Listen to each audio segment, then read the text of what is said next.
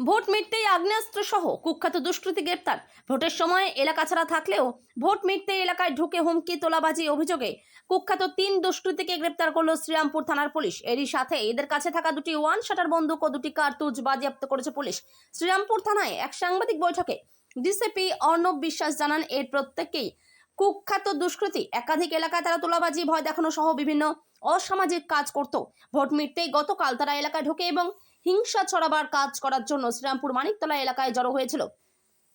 গোপন সূত্রে খবর পেয়ে পুলিশ তাদের ধরে ফেলে তাদেরকে শ্রীরামপুর আদালতে তোলা হবে। আচ্ছা, নমস্কার, আমি ডিসিপি শ্রীরামপুর।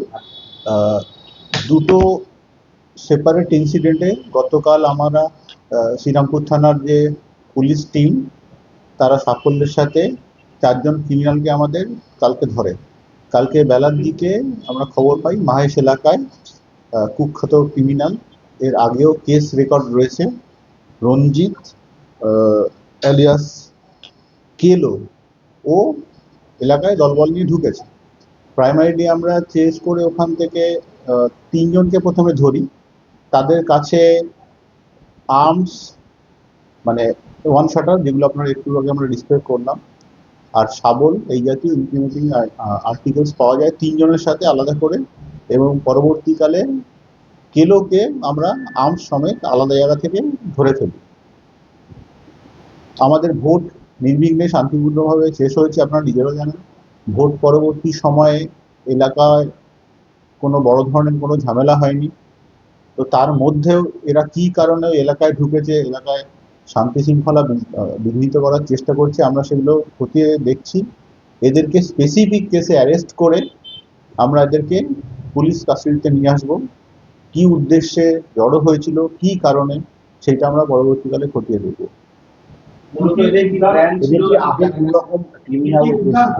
ক্রিমিনাল অ্যাক্টিভিটি বলতে রঞ্জিত সিং এলিয়াস কেলো এলাকার আর কি কুখ্যাত নটোরিয়াস ক্রিমিনাল, আপনারা নিজেরাও শুনে থাকবেন। এর নামে বহু কেস আছে। আমরা মানে গত 1 বছর ধরে চেজও করে যাচ্ছি, এর আগেও অ্যারেস্ট হয়েছে। এলাকায় কোনোভাবে ঢুকতো না, এলাকা ছাড়া করা ছিল। ভোটের রেজাল্ট বেরোবার সাথে সাথে কি কারণ ঢুকলো সেটা আমরা খতিয়ে দেখছি। কিন্তু আমাদের ইন্টেলিজেন্স ডিপার্টমেন্ট বা থানার ইন্টেলিজেন্স ইনপুট যেটা ছিল, সবসময় সতর্ক ছিল। আমরা খবর পেতেই সাথে সাথে ধরে নিয়েছি এলাকা ঢোকার সাথে। আমরা দুটো ওয়ান শাটার পেয়েছি দুটো টিমের কাছে। একটা স্পেসিফিক্যালি কেলোর কাছ থেকে পেয়েছি, আর বাকি 3 জন যে আছে বাসন, ওদেরও ওই একই এলাকায় বাড়ি, আলাদা করে 3 জন এক জায়গায় জড়ো হয়েছিল। তাদের কাছ থেকেও একটা ওয়ান শাটার এবং অ্যামুনিশন পেয়েছি, এবং তার সাথে শাবল টাবল যেগুলো লোহার থাকে মারার জন্য সেগুলো ছিল। না না না, ভোটের সময় কোনো ধরনের ক্রিমিনাল বা কোনো অ্যাক্টিভিটি কোথাও কিছু ছিল না। আপনারাও প্রত্যেকটা বুথ বা এলাকা সব জায়গায় আপনারা কভার করেছেন, পুলিশ অবজারভাররা ছিলেন, সিএপিএফ ছিল।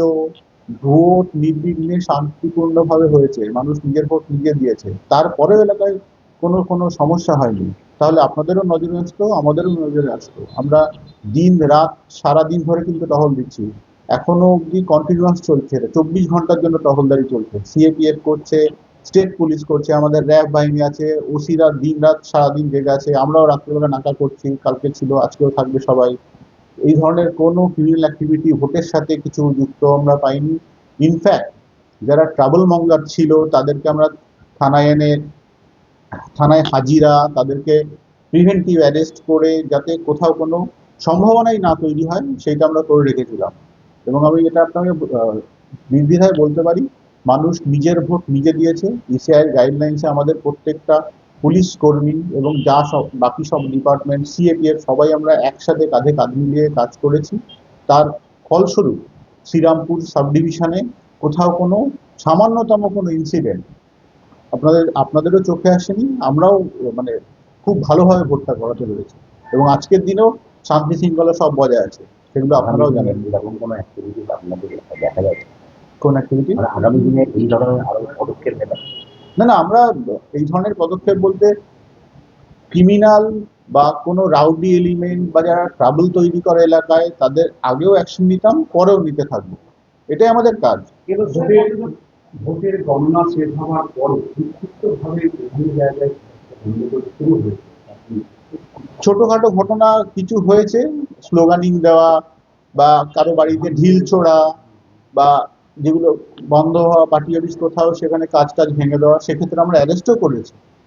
উত্তরপাড়া থানায় যেমন সেটা হয়েছে, ডানকুনি থানায় ছবি ভেঙে দিয়েছে, এরকম ছোটখাটো, কিন্তু কাউকে মারধর বা পেটানির এই ধরনের কোনো ঘটনা কিন্তু ঘটেনি। ধাক্কাধাক্কি করা এই ধরনের ঘটনা একদমই ঘটেনি। সেগুলো আমরা আমাদের যে 24 ঘন্টা টহল, সিএপিএফ এর যে নজরদারি, কিউআরটি টিম, সবকিছু চলছে বলে এখনো ঠিকঠাক আছে এবং আগামী দিনেও ঠিকঠাক থাকবে। এবং মূলত এদের উদ্দেশ্য কি ছিল? উদ্দেশ্য জানার জন্য আমরা এদেরকে পিসিতে নেব, কিন্তু এরা এলাকার নটরাস ক্রিমিনিয়াম কেলোর যেটা আছে, এ আগে এক্সটর্শন করতো, মানে যে এলাকার বড় ব্যবসায়ী বা কাউকে ভয় দেখিয়ে টাকা আদায় করতো। সেটা অনেকদিন বন্ধই ছিল, মাঝে মাঝে এলাকা থেকে আমরা তাড়া করে রাখতাম, কিন্তু আবার এই রেজাল্টের সাথে সাথে কি কারণে ঢুকতে আমরা খতিয়ে দেখছি। বিশেষ কোনো রাজনৈতিক দল কি এদের ব্যবহার করছে বলে? না না, কেউ কোনো রাজনৈতিক দলই এই ধরনের জিনিসে ইন্টেলিজেন্স দেয়নি বলেই আমাদের কাছে যা খবর আছে। আমরাও যদি কারোর সাথে কোনো ইন্টিমেটিং ব্যাপারে যোগাযোগ পাই, তাকেও ধরে ফেলবো, এটা আমরা আশ্বস্ত করতে পারি। মানুষ সুস্থ, স্বাভাবিক এবং নর্মাল জীবন যাপন করবে। ক্রিমিনালদের আমরা বিহাইন্ড দ্য বার্সই রাখবো, তার সাথে অন্য কোনো আপোষের কোনো গল্প নেই। কেলোর সঙ্গে কতজন ছিল?